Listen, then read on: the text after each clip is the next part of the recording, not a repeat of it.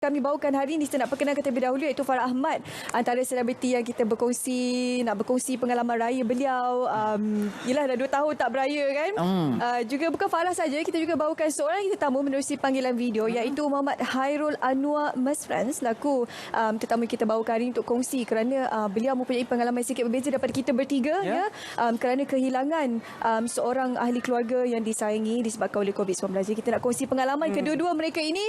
Kita mulakan dengan Farah dulu. Ya, Farah, mungkin macam mana Farah memaknakan Aidilfitri setelah kehilangan orang yang tersayang? Ini tahun yang ketiga saya difahamkan.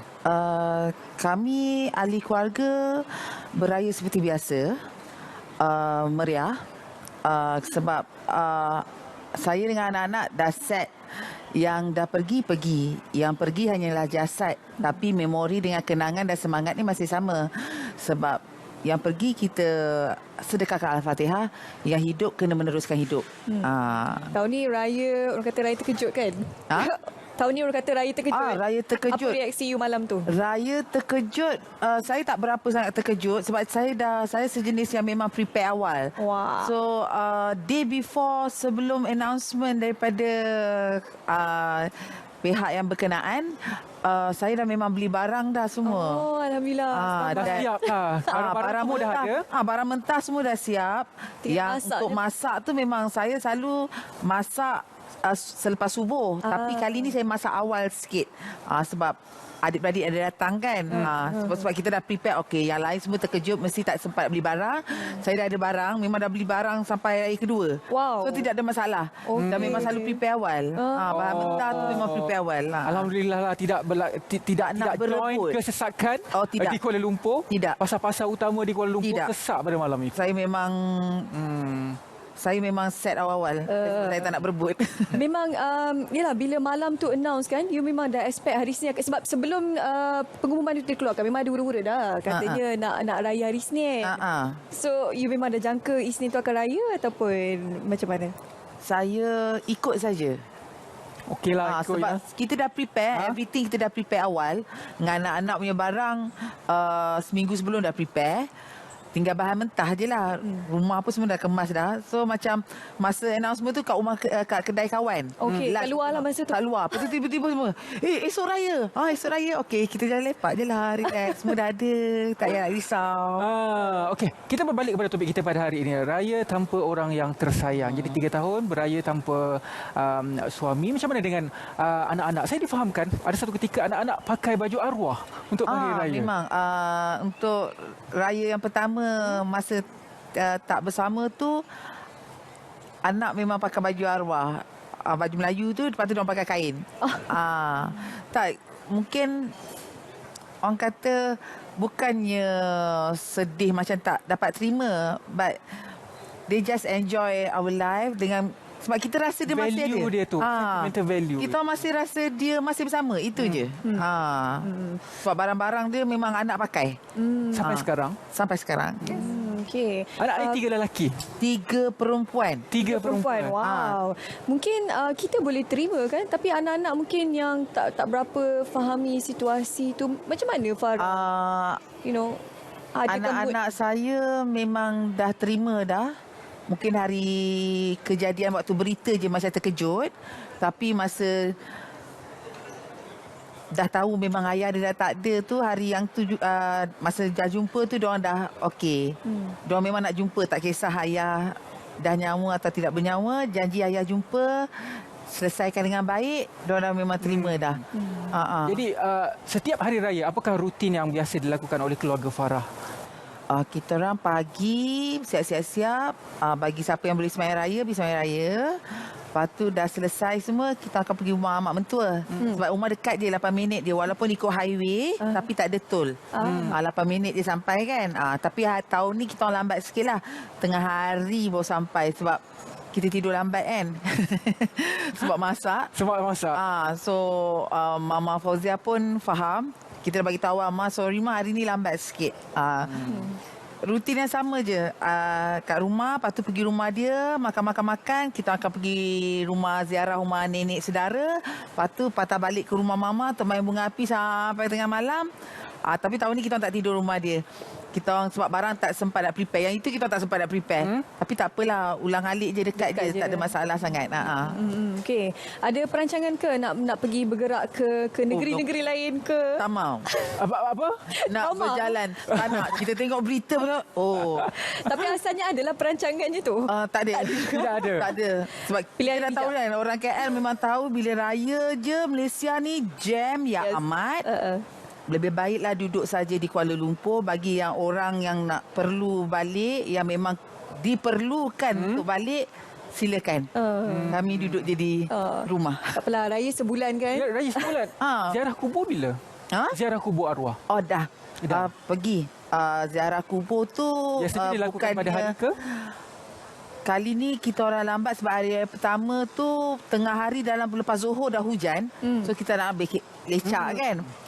Semalam baru pergi. Semalam Raya ketiga. Tahun ni lambat. Tapi saya dengan anak-anak bukan hari raya je sebab kawasan perkuburan arwah di dalam kawasan perumahan kami juga. So dah memang selalu pergi. Dekatlah, nilainya sangat dekat dengan Alhamdulillah rezeki dekat. Memang kalau hantar anak sekolah ke keluar kawasan rumah tu memang nampak hai. So kita orang dekat. Tu sebab kita orang tak rasa sangat dia tak ada. Ada tak terdetik kan bila scroll dia tengok social media kan, ada gambar keluarga. Tak payah scroll pun saya memang simpan kat handphone saya banyak. Saya macam arwah dulu selalu marah. Phone selalu penuh. Dah beli yang high spec, full spec pun penuh. Macam mana? Benda tu saya memang video atau gambar-gambar tu adalah TV saya. Walaupun masa arwah ada pun, saya jarang tengok TV. Saya memang suka imbas tengok-tengok benda tu yang lagi seronok saya rasa. Juga antara salah seorang kami bawakan tetamu menerusi panggilan video hari ini, saya perkenalkan sekali lagi iaitu Muhammad Hairul Anwar Misran, antara mereka yang turut terjejas lah sebab COVID-19. Kita nak tanyalah Hairul Anwar ni, bagaimana perayaan beliau pada pagi ini. Assalamualaikum, selamat pagi. Kalau Hairul dah bersama kita pada pagi ini. Waalaikumsalam. Selamat pagi, selamat Hari Raya. Hai. Selamat pagi, selamat Hari Raya. Maaf saya batin Hairul. Ya, sama-sama juga. Jadi Hairul, macam mana Hari Raya pada tahun ini? Mungkin sedikit berbeza, tetapi macam mana Hairul mengertikan Hari Raya supaya kegembiraan itu tetap ada? Saya minta maaf sikit lah kalau saya beremosi sedikit. Raya tahun ni, saya tak tahu macam mana nak explain rasa tu. Saya gembira, saya happy tengok orang pulang ke kampung, kita dah start boleh beraya bersama, tapi tidak untuk saya. Tapi macam mana pun saya kena kuat untuk beraya bersama ayah saya walaupun tanpa mak. Ini sebenarnya tahun yang kedua saya tak dapat raya bersama dengan dia. Disebabkan oleh COVID, saya tak dapat balik. PKP, saya tak boleh balik pergi melawat dia, dan saya dapat balik pun cuma dapat jumpa jenazah mak je. So jadi raya tahun ni pada saya sangat-sangat bersederhana. Saya memang tak prepare untuk diri saya. Saya just balik tengok ayah dan make sure ayah pun Hairul, Hairul okey ke tu? Kita sebenarnya tak nak orang kata apa, membuatkan Hairul rasa sedih, pilu pagi raya ni kan. Kita faham situasi yang Hairul tengah lalui sekarang ni. Jadi macam mana Hairul, perasaan Hairul sekarang ni kan, sebab yelah bila kita beraya ni sekarang dengan dulu lain kan, orang banyak upload gambar dekat media sosial, mungkin akan buatkan Hairul lagi rasa macam tak cukup ahli keluarga Hairul tahun ni. Macam mana Hairul ialah menguruskan emosi Hairul sendiri? Saya cuba kuatlah untuk bila berdepan dengan ayah. Tapi bila pagi raya tu, bila saya pergi melawat ziarah kubur mak, saya dah tak boleh tahan dah. Air mata tu automatically keluar. Sebab saya dengan arwah ni bukan sekadar mak tau. Dia lah penasihat saya, dia lah kawan baik saya, dia tempat saya meluahkan. Tapi kali ni bila dia tak ada tu, memang saya rasalah kehilangan tu yang macam entah dia sentiasa bermain kat kepala, dan saya teringat pesanan-pesanan dia yang rupanya sebelum ni dia hint je. Dia cakap dekat saya, macam sebelum ni dia cakap dekat saya, kalau apa-apa berlaku dekat dia, bacakan dia Yasin hari-hari, jagakan ayah. Dan raya tahun lepas saya tak dapat balik.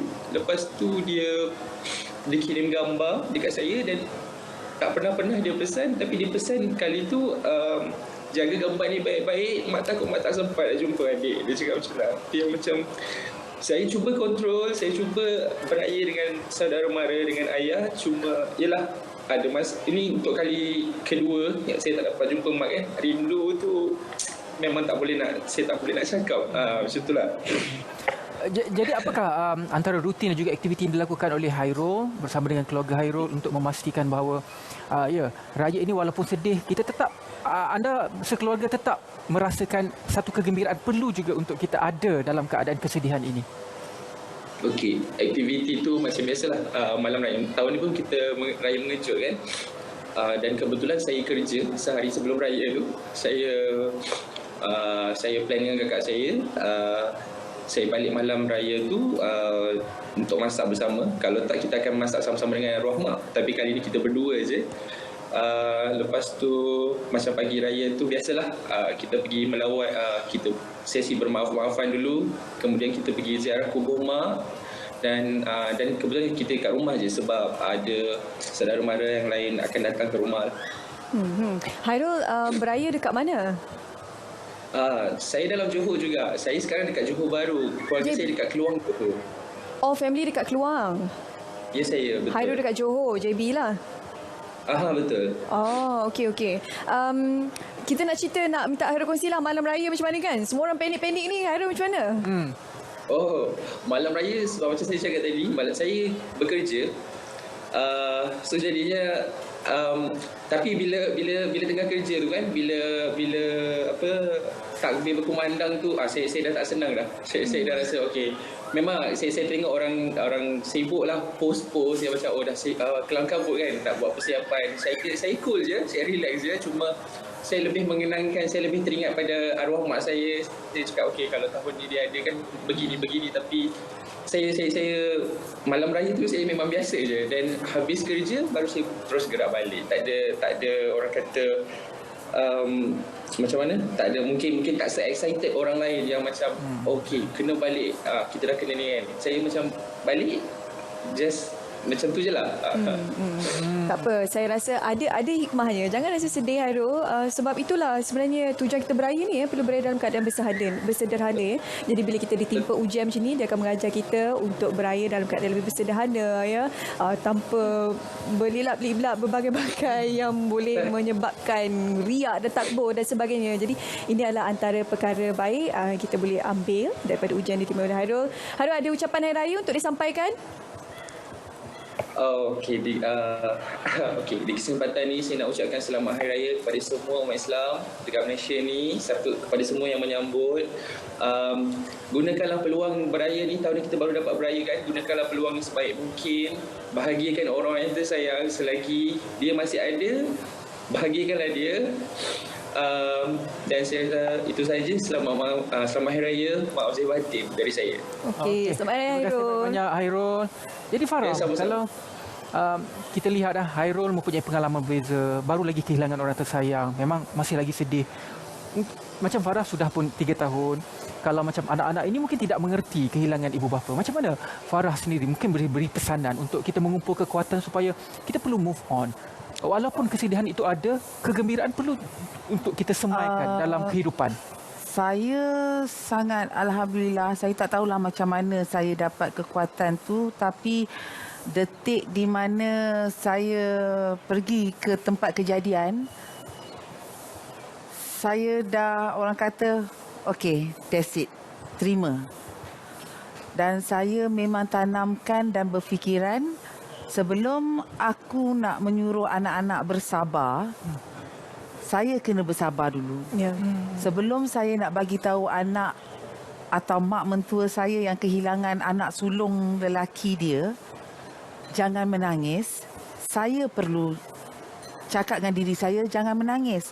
Sebab macam mana kalau kita nak positifkan orang kalau diri kita sendiri tak positif. Saya berpegang pada tu. Maknanya untuk move on, saya kena move on diri saya dulu. Saya memang tidak mempunyai masa yang orang kata nak ambil masa seminggu, 2 minggu untuk move on. Tidak. Saya tidak berfikiran macam tu. Detik di mana saya pergi tempat kejadian, okey, that's it, Farah. Dah habis dah. Langkah baru, anak-anak ada. Macam mana nak cakap dengan anak-anak, macam mana nak cakap dengan orang yang nampak kat kita. At least saya rasa mungkin Tuhan bagi kekuatan itu untuk saya dijadikan contoh kepada yang lain. Lebih senang pada saya lah. Saya rasa lebih senang saya terima dan terus, orang kata tidak buang masa.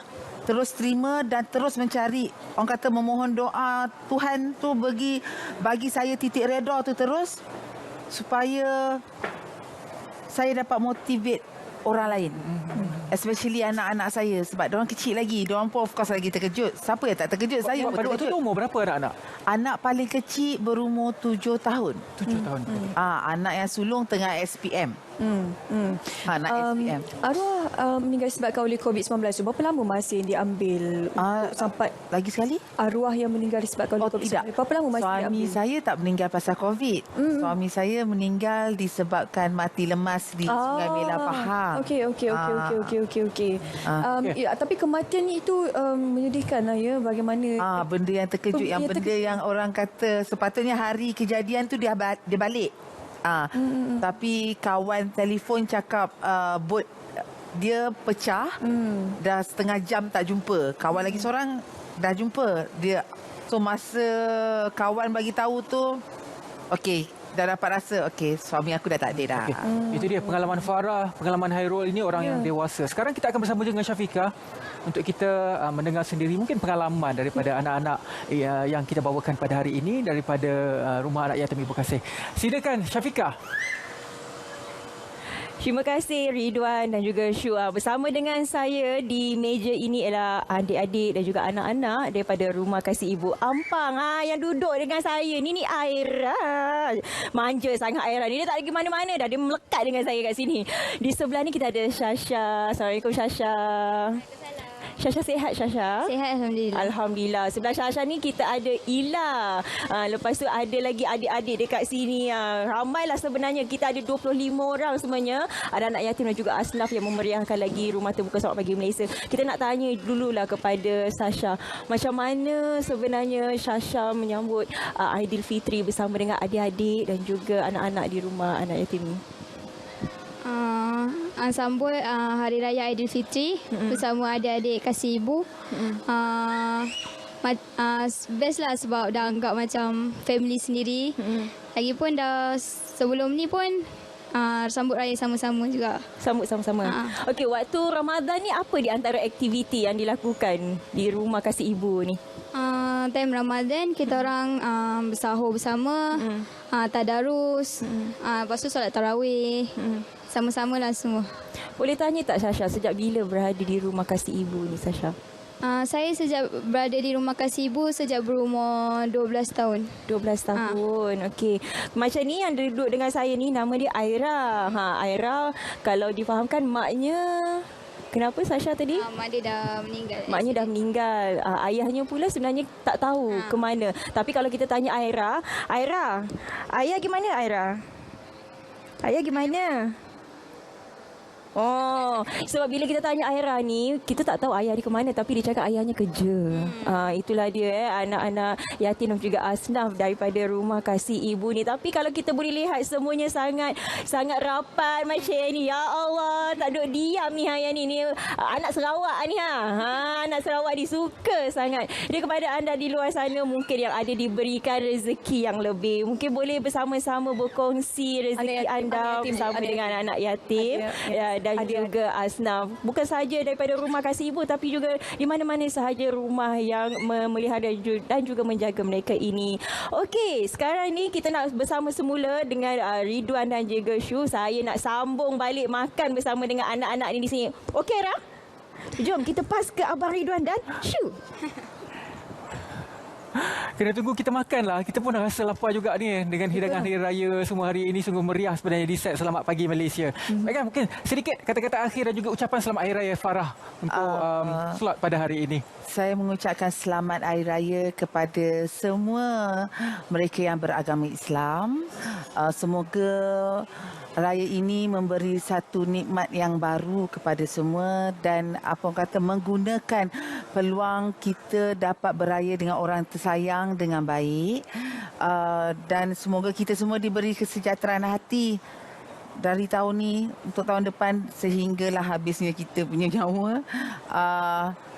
Just enjoy your life. Okey, baik. Terima kasih Farah. Saya rasa itu adalah satu semangat yang begitu positif sekali untuk mereka kuat, positif dan juga begitu kuat untuk mereka yang melalui ujian yang begitu berat. Pada saya beratlah ya. Tapi Farah nampak tenang tu, saya rasa kita boleh ambillah aura tu dan salurkan kepada semua penonton kita yang mungkin ada rasa sedih ataupun kecewa disebabkan oleh tidak dapat Terima kasih, bersama Farah. dengan keluarga.